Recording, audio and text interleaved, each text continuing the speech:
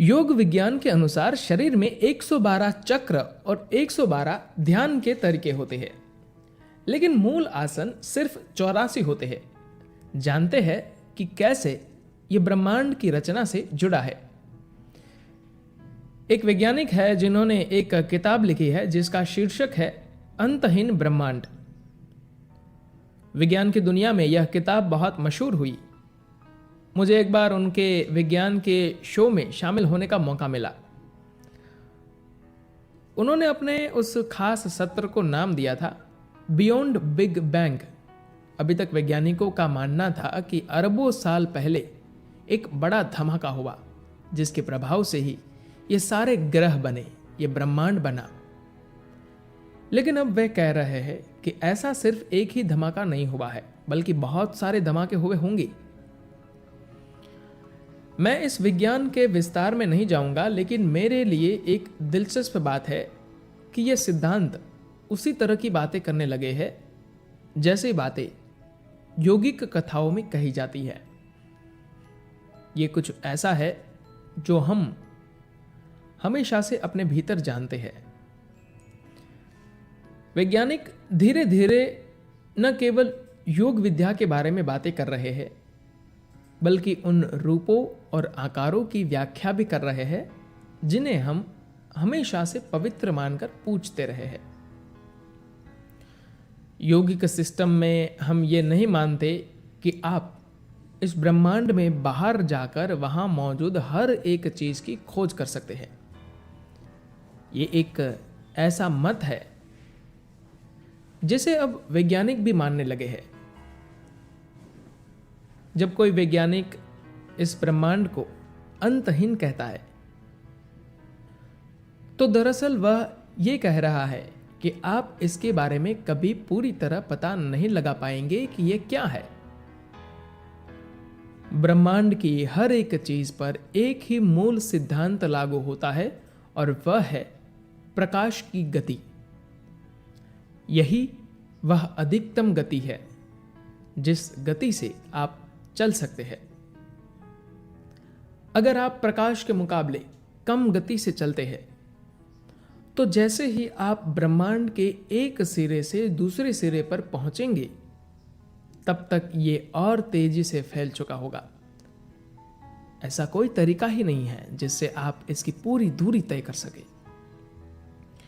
इसी वजह से हम इसे अंतहीन ब्रह्मांड कह रहे हैं। यह कुछ ऐसी बात है जिसे हजारों साल पहले भी कहा जा चुका है। ऐसे में इसके अस्तित्व को समझने का सबसे अच्छा तरीका यह है कि अपने भीतर की ओर मुड़ा जाए। ब्रह्मांड में जो कुछ भी घटित होता है वह किसी न किसी रूप में हमारे शरीर रूपी छोटे से ब्रह्मांड में रिकॉर्ड हो जाता है। इस रिकॉर्डिंग के कारण और इस सृष्टि के प्रतिबिंब की वजह से ही हम कहते हैं कि इंसान ईश्वर का ही एक रूप है। हजारों साल पहले योगिक प्रणाली में कही गई इस तरह की बात की झलक लगभग हर धर्म में मिलती है, लेकिन उसका रूप विकृत कर दिया गया। हमारा सिर्फ इतना कहना था कि ब्रह्मांड में जो कुछ भी घटित होता है वह छोटे पैमाने पर आपके भीतर भी घटित होता है। अगर आपने इसे समझ लिया तो बाहर होने वाली घटनाओं के बारे में भी आपको सब कुछ पता चल जाएगा। हम ब्रह्मांड और सृष्टा को अलग नहीं कर सकते। जैसी रचना है वैसा ही रचनाकार है। अब मैं आपको बताता हूं कि योग में सृष्टि को कैसे अपने भीतर से समझाया गया है। देखिए, ये एक कथा कहानी की संस्कृति रही है। अगर आप चाहे तो मैं इसकी पूरी ABC समझा सकता हूं, लेकिन पहले इस संस्कृति का आनंद लेते हैं। इस कथा कहानी में हर शब्द की अपनी एक खास सुंदरता होती है।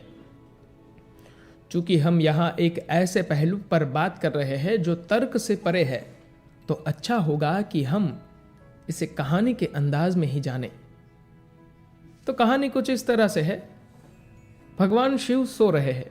जब हम यहां शिव कहते हैं तो हम किसी व्यक्ति या योगी के बारे में बात नहीं कर रहे, बल्कि यहां शिव का मतलब है जो है ही नहीं, जो नहीं है, वो केवल सो सकता है, उसे हमेशा अंधकार से संबोधित किया गया है। शिव सो रहे हैं और शक्ति उन्हें ढूंढती हुई आती है। वह उन्हें जगाना चाहती है क्योंकि वह उनके साथ नृत्य करना और प्रेम करना चाहती है। वह अपना प्रेम जताना चाहती है। शुरू में तो वह नहीं उठते, लेकिन कुछ देर बाद उठ जाते हैं। जब कोई व्यक्ति गहरी नींद में होता है और आप उसे जगा देते हैं तो वह थोड़ा नाराज तो होगा ही। जब आप गहरी नींद में होते हैं और कोई आकर आपको जगा दे तो आपको इस बात से फर्क नहीं पड़ता कि वह कितना सुंदर है, आपको उस पर गुस्सा आएगा ही। इसलिए शिव भी गुस्से में गरजते हुए उठते हैं। चूंकि वह गरजते हुए उठे, इसलिए उनका पहला नाम रुद्र पड़ गया। रुद्र का अर्थ होता है गरजने वाला। मैंने उस वैज्ञानिक से सवाल किया कि अगर लगातार धमाके हुए हैं तो क्या यह गर्जन जैसा था? वह केवल एक धमाका था या यह लगातार हो रहा था? उन्होंने कुछ सोचा और फिर बोले, वह एक धमाका नहीं हो सकता।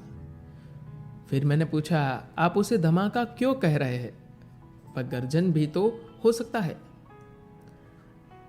आज हम अपने अनुभव से जानते हैं कि मानव शरीर में 114 चक्र होते हैं।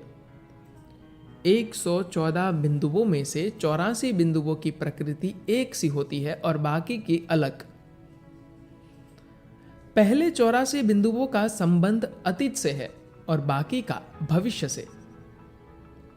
हम जानते हैं कि शिव 84 बार गरजे थे, जिसका मतलब हुआ कि 84 बिग बैंग हुए, जिससे 84 ब्रह्मांड बने।